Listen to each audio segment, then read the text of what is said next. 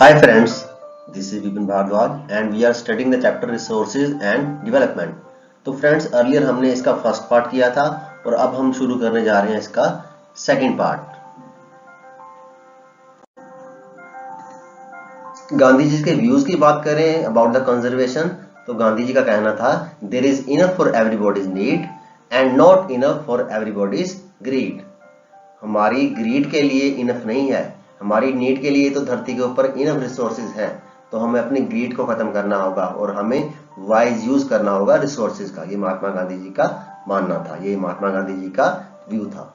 And friends, he placed the greedy and selfish individuals and exploitative nature of modern technology as the root cause for resource depletion at the global level. तो उनका कहना था कि जो main कारण है resources exploitation का, main कारण है रिसोर्सेज की डेप्लीशन का, वो कारण है मॉडर्न टेक्नोलॉजी, जिसके कारण हम ज्यादा से ज्यादा रिसोर्सेज का यूज कर रहे हैं। And the second reason was greedy nature of the people and selfish nature of the individuals. So these are the reasons for the exploitation and depletion of resources.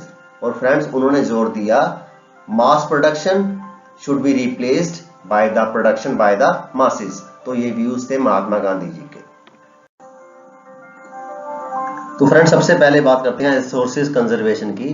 तो ये एक ऐसा टाइम था जिसके अंदर रिसोर्सेज के कंजर्वेशन को एक सिस्टमैटिकल वे के अंदर करने की सजेशंस दी गई और इसके लिए एफर्ट्स किए गए। तो क्या काम किए गए इसके regarding? At the international level the club of Rome advocated resource conservation for the first time in a more systematical way in 1968। तो सबसे पहला काम जो हुआ वो था क्लब ऑफ रोम में इस चीज को एडवोकेट किया गया, इस चीज को रिकमेंड किया गया कि रिसोर्स की कंजर्वेशन करनी है। और ये कब किया गया? 1968 में। कब किया गया? 1968। तो क्लब ऑफ रोम, आप इसको ध्यान रखेंगे, club of Rome was the first step. And friend, second step जो उठाया गया that was in 1974। Gandhian philosophy को स्ट्रेस किया गया, गांधीयन फिलोसफी के ऊपर एम्फेसाइज किया गया through the Schumacher book small is beautiful. And friends, the seminal contribution with respect to resource conservation at the global level, global level पे जो एफर्ट किया गया that was Brundtland commission report. और इस रिपोर्ट को कब इंट्रोड्यूस किया गया? 1987 में। और इस रिपोर्ट के अंदर सस्टेनेबल डेवलपमेंट के ऊपर जोर दिया गया फ्रेंड्स, और ये हुई 1987 में। And friends, after that this report जो थी, इसने सस्टेनेबल डेवलपमेंट के ऊपर बहुत जोर दिया और पूरे वर्ल्ड में सस्टेनेबल डेवलपमेंट का जो विचारधारा थी, जो आइडिया था, वो फैल गया। और इसका मीनिंग क्या था? इसका मीनिंग था कि हमने डिफरेंट तरीकों से रिसोर्स की कंजर्वेशन करनी है। And friends, which was subsequently published in a book, और उस बुक का नाम था our common future. Another significant contribution was made at the earth summit at Rio de Janeiro in Brazil in 1992। तो 4 steps, जो 4 main efforts किए गए वो थे club of Rome and in Schumacher book small is beautiful, through Brundtland commission report, through Gandhian philosophy and through the book entitled our common future.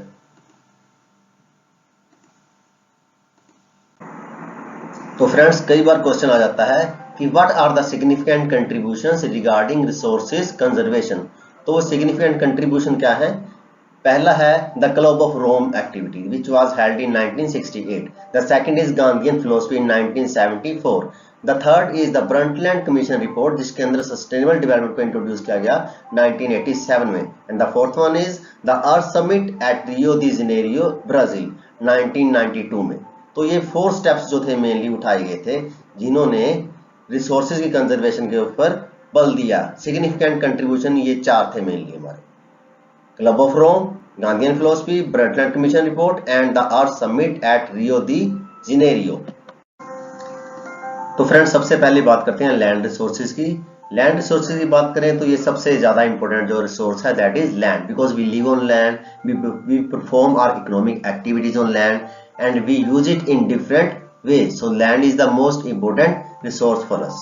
Natural resource ऐसा है जिसको हम नजरअंदाज नहीं कर सकते। ये नेचुरल वेजिटेशन को सपोर्ट करता है, ये वाइल्ड लाइफ को सपोर्ट करता है, ये ह्यूमन लाइफ की सारी एक्टिविटीज को सपोर्ट करता है, इकोनॉमिक एक्टिविटीज को, ट्रांसपोर्ट एंड कम्युनिकेशन को। So that is why land is most important resource. And friends, land जो है वो फाइनाइट मैग्नीट्यूड की एक एसेट है हमारे लिए। Therefore it is important to use the available land for various purposes with careful planning. किस चीज के ऊपर जोर देना होगा हमें? केयरफुल प्लानिंग की। किसकी केयरफुल प्लानिंग की? लैंड की।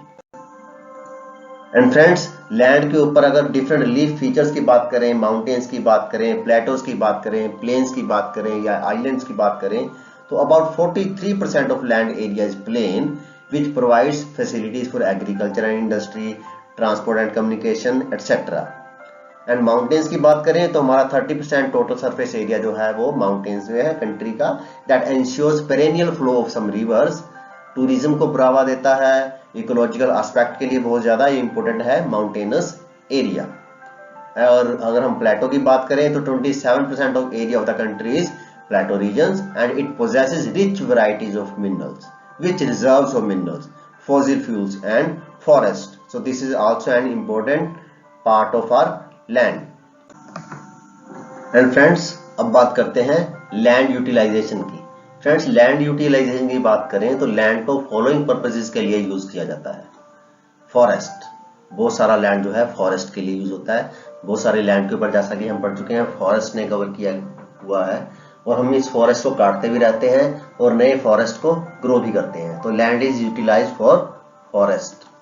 And friends, land not available for cultivation भी है हमारे पास। एक ऐसा लैंड भी है which is not available for cultivation. पहला पार्ट है barren and waste land, Hindi में जिसको बोलते हैं ना हम बंजर जमीन, जिसके ऊपर कोई भी चीज उगाई नहीं जा सकती। लेकिन अगर हम टेक्नोलॉजी का यूज करें, हम प्रॉपरली फर्टिलाइजर्स का यूज करें तो ऐसी भूमि को हम उपजाऊ बना सकते हैं, फर्टाइल बना सकते हैं। बैरन लैंड या वेस्टलैंड किसको बोलते हैं? A land which is left follow for more than 5 years but can be brought under cultivation after improving it through reclamation practices. तो इसको हम फर्टाइल बना सकते हैं, हालांकि ये बंजर जमीन है। और सेकंड पार्ट है land put to non agricultural uses, for example buildings, roads, factories etcetera. और थर्ड पार्ट जो है that is other uncultivated land including fallow land. और इसमें कौन कौन सी कैटेगरीज आती हैं? Permanent pastures and grazing land, जिसको हम यूज नहीं कर सकते क्योंकि ये परमानेंट पास्चर्स के लिए यूज हो रहा है, ये ग्रेजिंग जो कैटल्स हैं उसकी ग्रेजिंग के लिए यूज हो रहा है।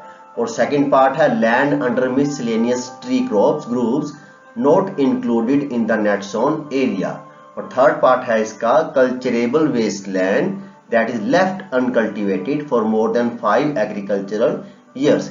यानी कि यहाँ पे हम खेती कर तो सकते हैं, ये लैंड फर्टाइल तो है, लेकिन हमने इसको 5 सालों के लिए 5 एग्रीकल्चरल ईयर्स के लिए अनकल्टिवेटेड छोड़ा है। That is called culturable wasteland. क्या बोलते हैं इसको? Culturable wasteland. And friends, land utilisation में 4th नंबर पे आता है फॉलो लैंड्स। इसमें कौन सी कैटेगरीज हैं? फ्रेंड्स, पहला तो है करंट फॉलो लैंड, और ये क्या है? A land which is left without cultivation for 1 or less than 1 agricultural year. तो ये एक ऐसा लैंड है जिसको छोड़ दिया जाता है, कल्टीवेशन नहीं की जाती। कितने टाइम के लिए?